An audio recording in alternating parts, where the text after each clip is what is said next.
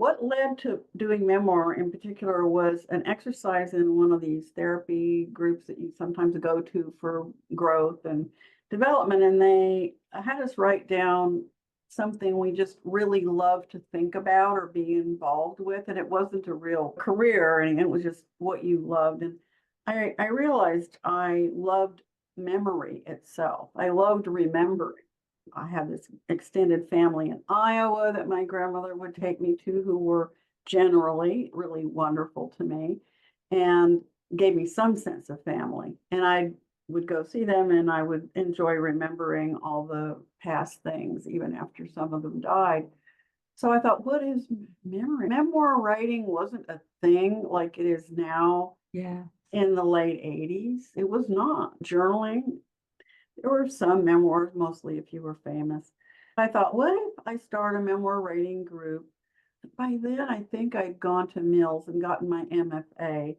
And I had this idea of what if I combine being a therapist with being a writer? Hadn't written any books, but I'd written a few things by then. And you have to write if you're in an MFA program, but nothing had come together yet. So I started with 3 people from an ad in a local newspaper, and that's where the teaching began. The more that you're teaching memoir, the more that the memoir, it's an energy that just gives back. It becomes a circle, and you end up being engaged in all their stories and you want to hear more. That just eventually kept growing. That led to my first book, Becoming Whole, Writing Your Healing Story, because I thought, well, there's got to be I got to do something with this stuff, because I had exercises. It was a full teaching, and it did lead to that first book. Thank you for being with us today for this episode of Find Your Voice, Change Your Life. Each person Doreen interviews shares what has helped them find their voice. You can learn from these guests and find your voice so you can be confident to speak up and speak out.